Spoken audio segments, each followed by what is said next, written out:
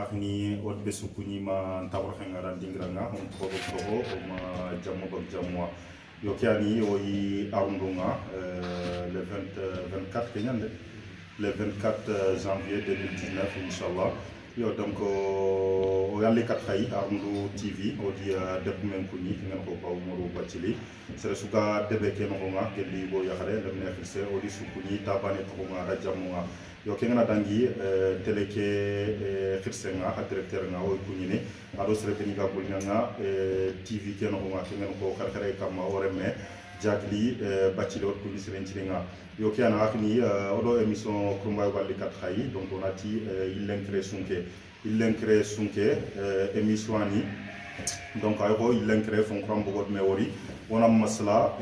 wona kata fituno fini benek nyani ganninga hado fini beni go igi doa lenk kotanga allanti serentuno agamnya andagam masla ando serengana masla khana kata metuno yo donc il crée sunke émission kumbanyani aussi même à xaro ko vacances ni ngana ñeme o gna daga masro kite continuer do émission ke batte voilà il crée sunke donc ratini ya émission kumbanya fayte arundu tv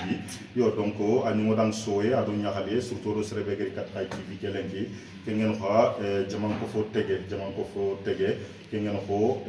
o gida bakari xarna bomu bakir xarno bomu arundu ngalen ko tanga serente ya gante to yo xari lemne bega sinophilie asuyi bakir xarno bomu asuito yo donc onari maslange ke onari awuni xadan fonne o gam xawa maslang fumbe kama voilà donc o maslanga ganni xibaru ngay de ñan moko be yugo di yakke gana worene xagan xawi surondin moko be gide do xone gana worene xagan xawi surondin moko be debe do debe ga jangi gana ñina xanga xagan xawa train ñina xang moko be voilà donc gide ke alhamdulillah magedi fatam panci ñu ngodan ke kama sirin ciringa yo kato butiro digamen no nga ona gide ke ay mena du présenter inshallah ku ñindu beni ga ma kati arundu tv habeni sugo tren kana inshallah kenem de ñew onari maslangi muni bismillah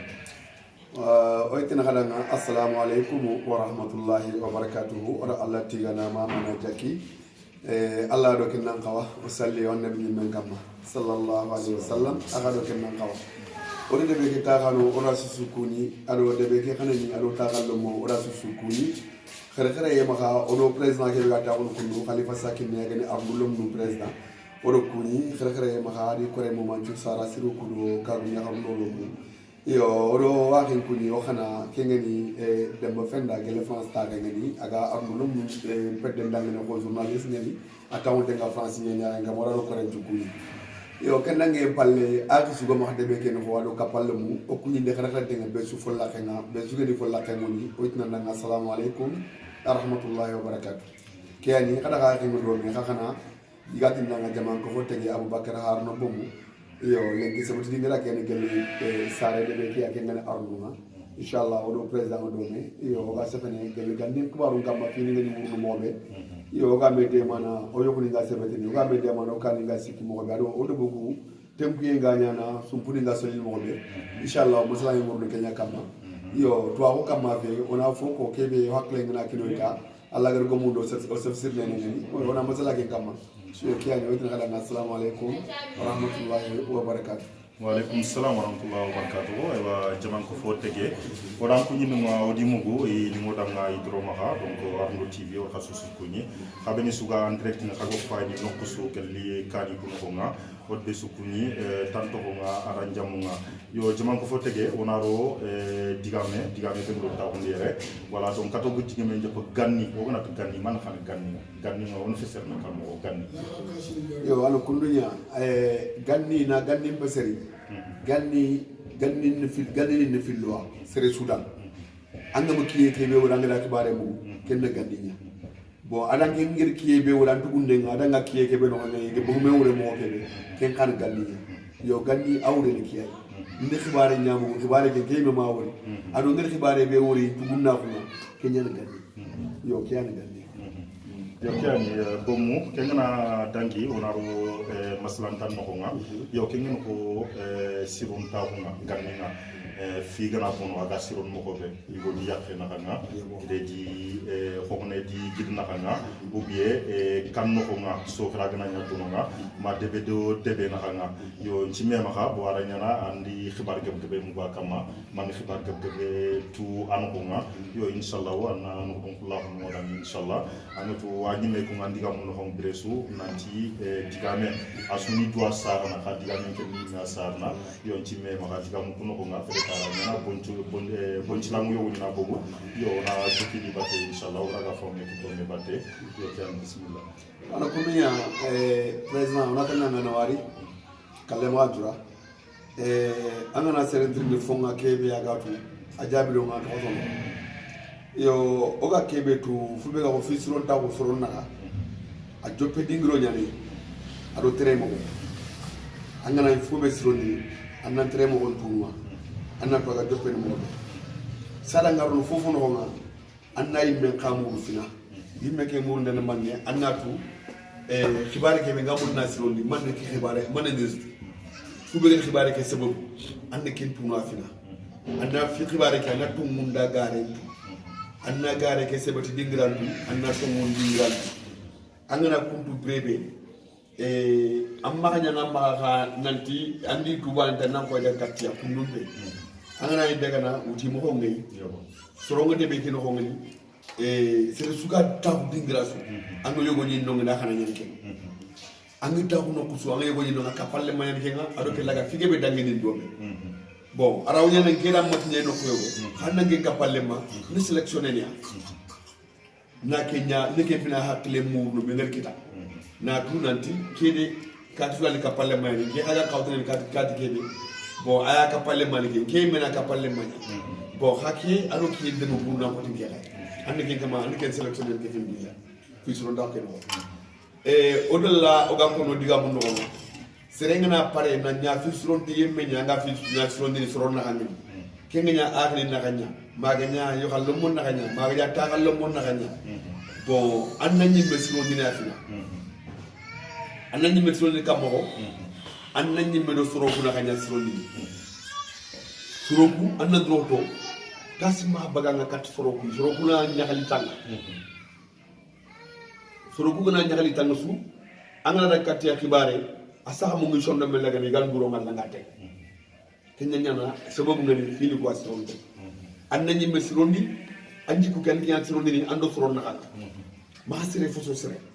anna ko suro ku na dingira ko tul bania o ga ta halle ma xebe waxtu la man ni kat waxtu angana ki ko suro ku hagana treke ngama atum kana la ndo xibare na jofia andi kitana yo komi na repere na bon ma anyi megana kille ngini wax voilà bismillah ke nambe la continuer la batte voilà donc yugo di yakke gana woreme wakati so den kamo voilà yugo ndo yakke gana woreme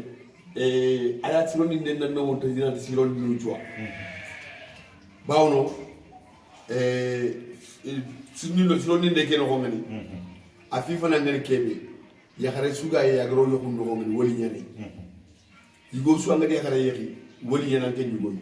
sere ma nyani yimbe woli ya bon gella gana ni fi gna ro yo ko keno ko ngani yo ko ke siti mi silen no ko nya an kawno hakko ko tenku no fina kam yo ko ya siti ni sharia nyande yo ko citi na siti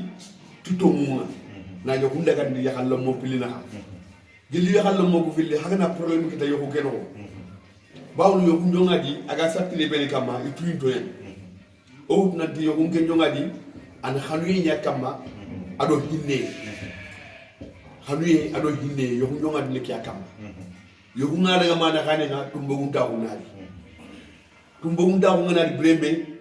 aga na makati yo ko legere ngel keta mununa segete mununa di yo ko polla kenta bon gelli kiu dingro sikina xangane fi gana ñaagant xawa am patanta ona maño yaxalle ma yaxare ke a woli ado yaxalle ma yigo ke woli kuñana xawna me yimma gomundi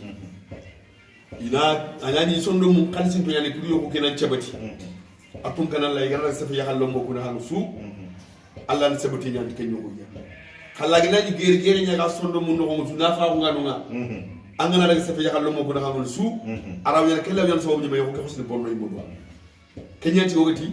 anda ñi mesrondi fina anda ci ko kesrondi anda ndo solo na kan ci rondi sadanga television dawo de bu nga taxu itaxu xannu ñaka ma satni yanima to galle men ni sigi dingrani modi ni sigi dingrani mangé ni sigi dingrani jaflanke ni sigi dingrani ñaxamala ni sigi dingrani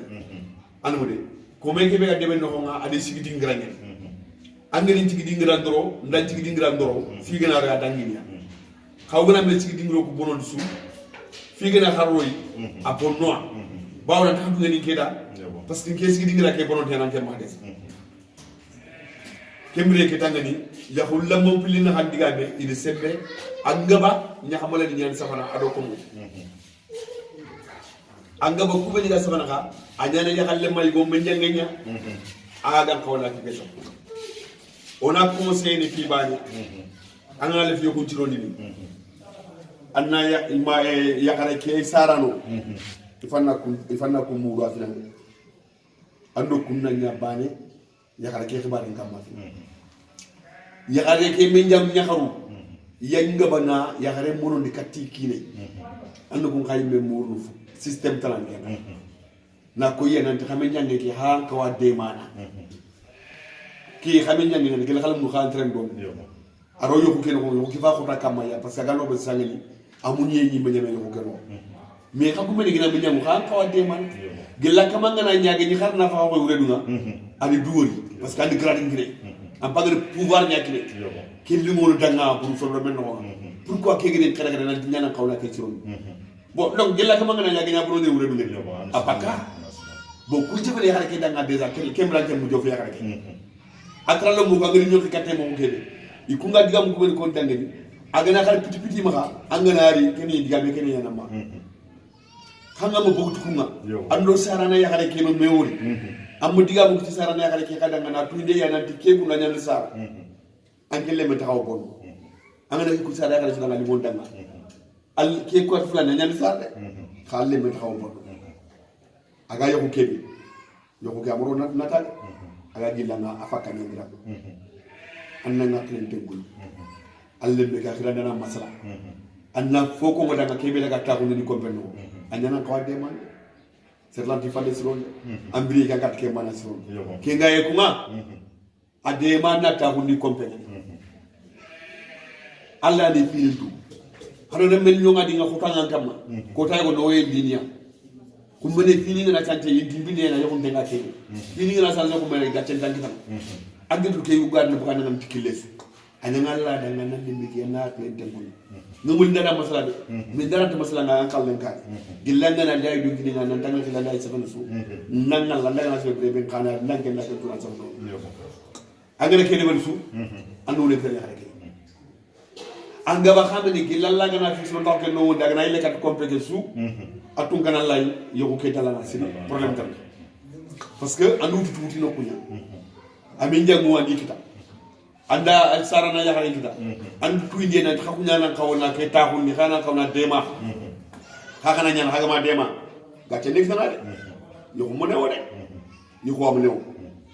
c'est tout na ngay xale li ngeen ni ak diam ka fu ñako anda yoku ci ko el li ngeen fi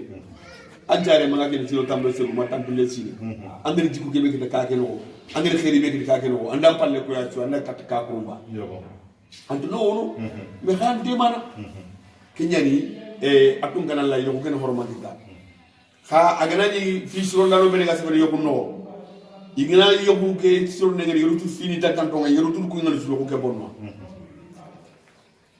ankina ni to nyana ma na to kono kundumbe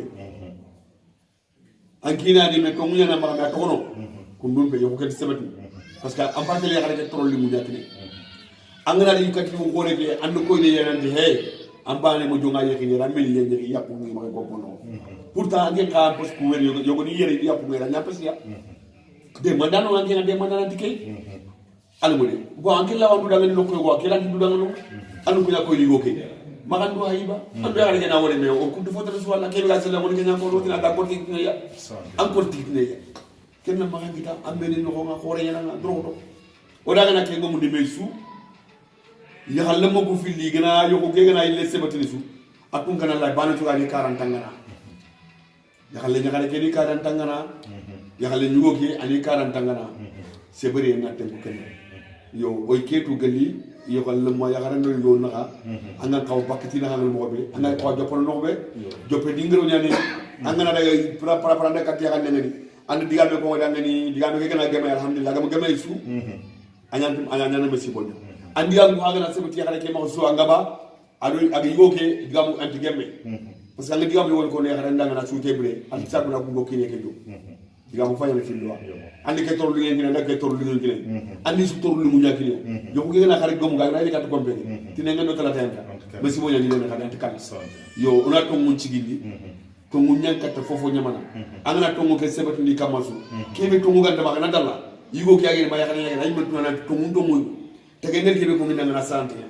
ay me ngana simmi am to na dangal kebe ko ngi da diga chanti amel diga me kayya ana ilan kan na an kebe ri fitino de ay len kan na ke fini yo kiani ya halla mo bile bare ngeen yo kiani assalamu alaykum wa alaykum salam kiani bomu tudoga mashallah diga mo di mo fami kiti sen ciringa yo ke ngana ko yigo di yakke so khagena nyangi na khanga hagana mun na bisron tabu hagan khabakati kilo ku beni alhamdulillah wajna ndanga nan wore an khak sre ke be jakam bagandi yo ke ngana dangi ahni fili gana woreme ahni fili ci mema ha yigo di yakke ma ahni fili yo donc kun khasron nga annan khawa jokon kammo annan khawtel kati kammo anraga siron tabu loni na khanga fitna kire gi na khanga graga kalmo ko be igraga me talan khanunu fofuna nga gi me khanun mo be fo ga talan ke fini ci mema ci lu ñam ken ha angan khaw bakte yo so ni gonta ngara sutu da su kuma ndanya yo kian bismillah kiani president wanno warne siri akni pilli gana wore me a système ma adebe ñani diga mu yogo ni soni gan xane diga kaso ñani mais gol ñanki tenti da nga wakki kebe bawno hadam remen to hakle mu ni dian lenki daru soro tuwanu tuwa ngi ma sebari ngi ma o kule gi tuwa mo ma be sebari ndo ma bo daru soro allah sere bakle peyni xaranga na fe di gare nya ay me dega na magal no danga di hakle kebe ma gare nya hagani diga kan lenki ta ay ho diga me nyama logi xalle ngene nga sere nga kle be di gare agala tunan di kota suna danga di kebe nyande politique nyande hakle be di gare nya ay len révolté bon pour an ma tampi suro wore me taxaw wore me wax ni ñen khabila banen to katanga tele katia anga taxu dingra kebe anke dan na kandi na xantron ko ko jonga di mobe c'est sur pare nga fi suro taxu ñande ban debe no duro to na ñeme do suro na xam bi suruti ma xasere foto sere anu de banano miskina to nyarama anu de darjanten do darjantam bali to nyarama angana dangi sere su akuni sere su angala pina fi so ndaw de rando so na kanya dro do na fi so ndaw de porto kuni de ngando so kuna anga dangi sere su abale ta wala jamano hadi kuni geli daga ta so balance so to mi ngel hasu kuni na kuni de franc près igati ne vraiment ke ya na dango ando dro kun joro gona de gana wore mi anga fi fana be cross ni fina itarallo mon cross parce que su bre no be masala le mangama taralle mangama kubeli wore me ke kadini gidenya ken ko xone anda ko xone men jangum manga tarallo mo an information ya mo ni xamu ni go ke gaare ni ma xamu sa fiaba gela ga ni sa fe itna na mo ku sa fe me ko dia khase be kaya gam kharnya kam khabor kan tele ig boro kille kebe yin ko nan bo ndaxanu ni taxundi mais nak lu wori ya ngani taxundi so ñal fitna nya amaw no ndi taxu sa sa ngena kati be ñandi amon no do aki ke gena kuti akhiri fatike ma ana cimme ana ñinde aki ke amet danga gila aki ngena kori ya godo gena ko khala aki supporter ana aki rum bay ka geno ga kata ke mo ana wati do kunna amono ndini anna simme sarano ko goro sara ka geno o digi breme kama wati ke be isu nya jambi alla di su nya ko ba ko ma ci sage kata lay o xawna ndu do ona fer nya o falena ma bono anu ma nya ya fa diga mo wala do to o falena ma bono il faut que c'est suga ya ni manan ka palle man de man angi ya tralle man ke adu dir ko ngal sa trindi bitangen khalifa nyame nyame ni tegen ndongo tegen problème no ngana ngi ngana ko abakan ni ke problème no kenya kam agen nyangindo adam sefani amudu ne ngana daga palle sasa déjà ati asimbe nyakna at ni nyugo ndim kanyo de khima to ada mena nama nyana man ngata nang ni an khibar ke pour nan ko trona nyugo ge sasa anda gana ni masana danga ni ken xamene tala do tege xawara me do tege tour ni katan amawre de la souci ben yayi golanga ke mo no desa bon ngey dan ki nyani len gi la xani ona da katte o gona di gadi gam ko ben ko dan irona ko tege anga ki nyana gi daade to munya na ma de to munya na ma anga putu kebe putu yimenya xam illa maganta ngate be murna ma gira nyaga ta allah anna bu teke to kono annat na dangida ha ko ko nyarre angana dutu da batte hakuti nya hagana kuti anyan nimisi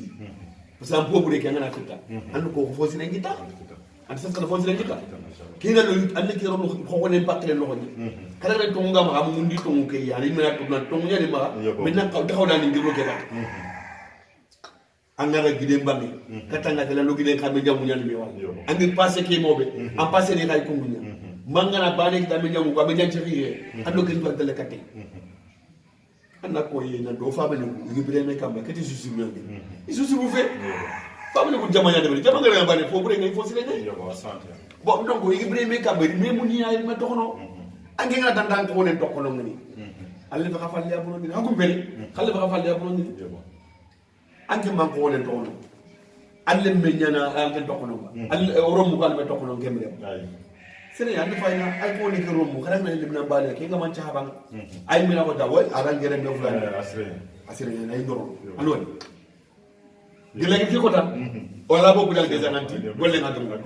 amawon arangere me fulani franchement adi boné soirée me ngi ngana simata keme ine do ni nga mo atako no kelle bay amawon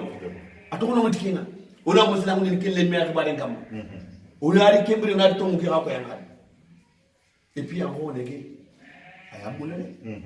aga diga muno fana xano ya ko loko xanda go mo remet ke ga ni metu allah kana ne ngo wadu yoko ango tan tom dama setana nangita setana nangita aga nari kata ngana le allah sogo sagana atono ngade anna du bogu setana ke tengani parce que déjà do munda ma ha lemre nyane o tuke ko na ke nanga tom dama wala ko danga na mariya dalla ko ku do na ya dangira an ba siga ngida kani sur ce qui a hakkilan tanya gini al ko diga mu to ay famu ado ko wonen ngem ya digina do muhammad wutulate diga mu baga hakkilan lo ngani i ko de ke ni tangana christian diga isigi dingram ci rondi ay hinel lo mu ndi ci dingram ci rondi i wa hinel ya ni mene igiden ya ko fo ke jini bana ndama mu ko to ana wa ber ko diga do no ne xanu yimbe na question ke rondi am lo mu pete no nya ko sinde bra na téléphone voilà kunene alhamdulillah ani oje pose yai o wata minni yo alhamdulillah kunduyen dama mo ku tuana yi aga digambe ko nda ko Allah no manya tuana manna tuana ko trinka bawno adi twindinga nanti Allah fare sallallahu alaihi wasallam adi bake ngani fatmata ati fatmata sage yempalle ati ali bi xare tan yaxi ali gadi yaxare tan yaxi kenya xare lemmen cara ali ga bon ketam bonum kemu ko sere ne xanu nakke ci ko ron siti no wanya tuwanu na masala kam ma ino haklo mbo ko mbay ati ndanga ne ati kota yego ati fisielu do lasana do fisielu gaya ali romunyal ko lasana na fisielu parce que sorom ni si mana funu lomunyal be funu lomu fe ati lasana sare mata al khasnja fu nyako mata su tumya ba mata fubian ba astagfirullah lasana sare tankere gembito nyani fatma de no ko mututi fusen aw kunti duran bo feyda ina xam ma dangi bo khas nda to anta kegi sare ken soron ci mel ngay fu lo fe at ko tay go yore me at gi gada lasana la fusen ati idaga sefe fusenu da igise fusenu fusenu danga ne fusenu ataya ka nyimbo itana ngiri indaga ina lasana ni ino kuna Allah sogo sage at fusenu ti at dital Allah sogo sare lasana de parce que ndum ngi sima ga kono ke ngene rasul sallallahu alaihi wasallam atiri mu ro kisima ga kono nanti suro filli fogana rina xanga kebe fina ga giriya ga daga Allah sogo ntaga kapalle manga ayo ko waro aljanna no ike xanti mu lifina na lo aljanna lasana kan ini mo lasana na lo ike xana toro ndabati donc i sorongri no daga lasana bang ito daga fusenu bangi ar ke digami ako atiri mu hakisima ga kono i digami no honanti soro fili gana wore be kebe fina gi lagari gemalle ma ko muri kapalle mamma kenya aljanna kita ike to mo lifina garo nan kan aljanna ini mu lambina na lo aljanna ike xana toro ndambati ani del do at non non ngani Allah sana di topo ni mutu ada fu toni dingira na Allah soko sagi gidenya fay ke bo ndongo pourquoi o pour société ni o ga dundara ko nanti ngo wona nyana ya mille katen bilen katen no kundumbe Allah muri nyani parce que gemalle ma ko Allah batte nyani kebe fina gare salam kini ikapalle mangani butenno umpalle kenyanda khairi ngebe ngata na ko to kebe gede butenya ndongo ker ko ino ngi filandi ya illa ko no hadi ngadi diga mun no ati Fatoumata ga fati ali gadi ya xale be ya Fatoumata kallen palle ati kenya xare ata hadle mencha ati kelle me xado officiel xawore ni ata do officiel gore me sorondo njibe officiel dangay daga seflem neke danga qur'an ali Allah subhanahu wa ta'ala officiel ati lem neke ti ati ntita Allah subhanahu wa ta'ala officiel mais pas ka kay officiel ya xana daga xana danga xana ta kem officiel danga ikeda ke o suambana aliya alire menyani are menyani ke o suanyara aliya khafa samunta ko be ka officiel ma brendo la xare anti kema bawlo fusenu fusenu na alire menya amana Fatoumata na Allah faare lembenya Allah faare kismare ni ati kema futu ko ci galke ngema bo khabilan tananya fata mun dawo be khabilan ko na hangana na sante ya gani fata mun dawo na ma kana ko tike iki dal be tino kebe ki fata mun dawo tino be da so anke fikena khala fata mun dawo tan ni kita an mode ike mu kum kita kenga no ko Fatoumata re menya na kenga Fatoumata ke fini sorobe ni ikade sar kala mun to nya ya harube ni Allah me gani ma ko to ni ko ndongo atar kem fata mun dawo kita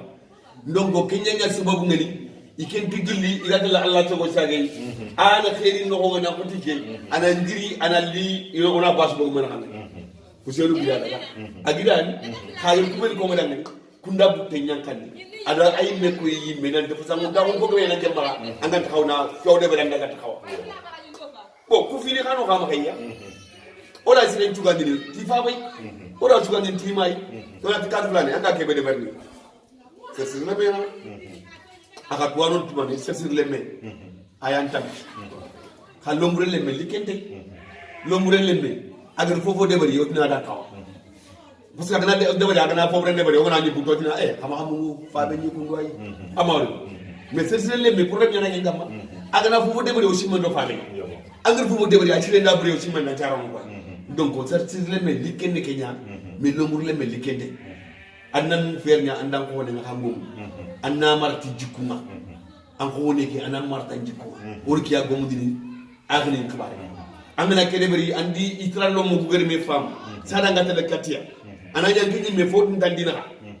parce que déjà ngero khalifa an dome bo ndo amaran takabare fi gina ro khalifa do amar na hangani ngina ta amar dangani ngina safa dangani su setan ro na binya jafande khalifa ta mais ndax suwaga tay kasunyeri ma ngana se bakana kan kan famu nan tike ko on kan Allah ta bo kiyan ci sele suga ci fene soro naka annan nyima do soro ko naka ngomu de fina annan nyima do soro ko naka pram prondi kembi ngana se fi dango su an ci fogu do feni yo on kiya do fu belan ka wurmu e ahenen kan hanen kembi rew nari kat khabila ni kan yo kiya ni ka wana wase wakti tatandine yo Allah jokindo maslangi nga khabila ni naka de lagna ni so na gana bukan ka sokra ki baka mena nga mo hobe la jokin voilà khabila ni nani problème nana do fe khabila ni naka on a ken ka kali a système ne ni na ko to kubaru khay bawno khabila sugadi kanan ko ngi khabila sugay safano yi khabila ke ma isufo ngar ke khabila ke no kubeli ga khabila ke no isufo ngar ke ni anu kumpu ma fi problème nyali khabila ni nya problème faji anu khabila ni problème nya ke tan ni o ga ko na khabila gomundi khabila sugay ke khisa problème na ko de suran khabila ke no ko ngani kungana angal ku do su khabila lu gamna anda ngani saka bane angida na kati an pa bu ni kati mais Allah gën ku yebe ki la ma ki anga ko woni xibaare ko na dama est ce que ko ba ko diga mu ci dama ka saka an pa bu ni kati angida na kati mais Allah gën ku yebe ki la ma ki ni an kanam ku yeke an la tigate atina kenn ku xamele ni wacce ko gebe normal moment kan dem mu de amutu ama ange taxaw butu de sergume yanal ange sergume ya des am pap tugne ka leer ko yebe kina ngama kina ada do xisa wona anga ki kebe ga no ngani Allah aga ko yebe kina ngama kina parce que froyan dange ba sergume fatiya imo fobre ngana Allah ni ko yeni yalla gari tan yalla ngina sergume ni anda kabila ni na to ko to ora sere ni te kabila ke serafana ali to ko nyandi Allah to ko ke ni santé fernya annan gidi ni xana me fam annan qawul balla angina barata Allah fitna kan amma na ka take yin kan parce que ana sama na ko dangana su ina diga mun ko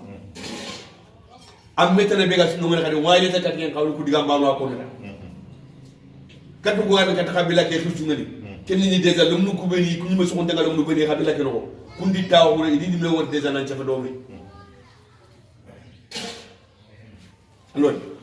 bon il gisse ko do me banda idu famu ke nanti olum nan ko ben go wure bon dongo kiyen lum nu ku gëna de kat sara xa so ku do e a xoro ku itini da ngene xay ferantu ke de be taxe ngaw ci ndango ku yi lu kisma ni gama sare de ke ni il falle siro